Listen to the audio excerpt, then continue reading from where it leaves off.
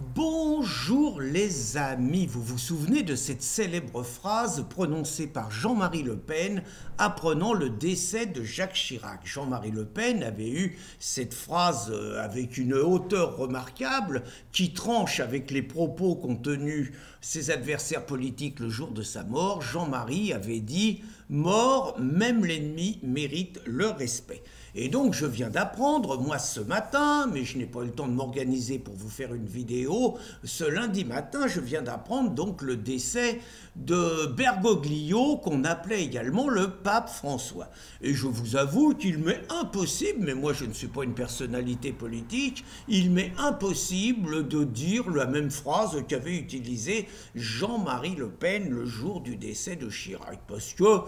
tout simplement,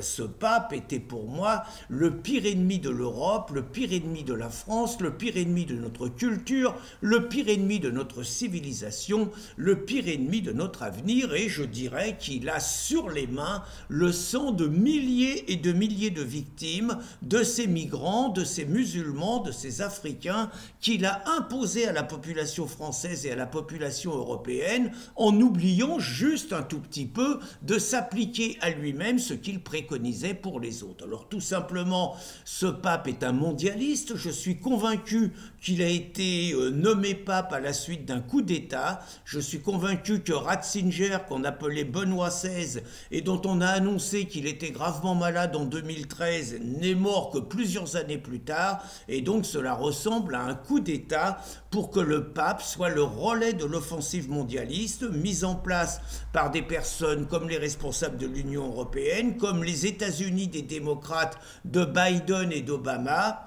et par la France de Macron, pour faire simple, et qui était un projet destiné à briser la culture, l'identité, la souveraineté des peuples pour qu'ils ne soient inféodés à un pouvoir venu d'ailleurs avec la libre circulation des biens et des capitaux. Voilà, c'était ça ce pape, c'est quelqu'un qui haïssait la France, et franchement coup de chapeau à Philippe de Villiers qui l'a taillé comme il fallait, mais coup de chapeau aussi à Éric Zemmour qui de son vivant l'avait taillé comme il fallait. Moi personnellement je l'appelais, je le surnommais l'imam du Vatican, et ce matin quand j'ai eu Christine au téléphone pour lui apprendre la nouvelle, je lui ai dit pour rigoler que le monde musulman était en deuil, l'imam du Vatican était décédé. Alors naturellement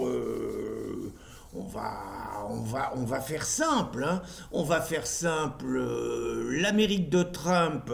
c'est le contre-pied quelque part du projet mondialiste que le pape mettait en place. Et je dirais que le fait qu'il soit mort le jour de Pâques ne change absolument rien au rejet qu'on doit avoir de ce personnage. Nous qui luttons depuis des années contre l'islamisation de notre pays, nous sommes obligés de constater qu'au nom d'une vision de dictature des minorités, ce mec avait complètement abandonné l'Europe, ses valeurs, il en avait absolument que faire, il en avait rien à faire du catholicisme en Europe, il en avait rien à faire que les chrétiens d'Orient se fassent massacrer par les musulmans. Je ferai remarquer que quand il a été là-bas, il a simplement ramené des musulmans, il n'a pas ramené des Français, ni des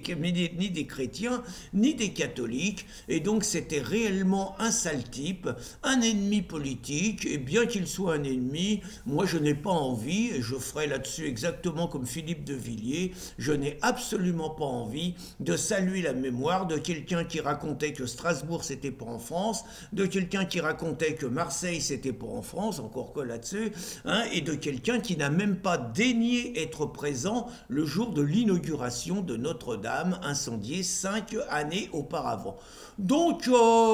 pourvu, j'ai envie de dire, la seule chose, c'est que si sa mort devait être utile, alors qu'il a bien verrouillé les choses, hein, c'est qu'on ait une bonne surprise. Moi, je suis pour un pape noir, vous voyez, ça va vous surprendre, mais à condition que ce pape noir soit le cardinal Salah, un cardinal africain qui, lui, a exactement le discours qui convient au catholicisme, à notre civilisation, à l'Europe, à la souveraineté des nations, à l'identité des peuples. Donc moi je suis prêt à un pape noir à condition qu'il soit Tout le contraire de ce Bergoglio de malheur dont il est drôle de se souvenir que quand il a été nommé pape, toute la gauche était montée au créneau en l'accusant d'avoir été un suppôt de la dictature fasciste sud-américaine en Argentine au temps de Videla, et que 15 jours après, toute la gauche ne jurait que par le pape, ce pape immigrationniste, ce pape fossoyeur de la France, fossoyeur de l'Europe, fossoyeur de notre identité, ce pape qui en 12 ans a fait suffisamment de mal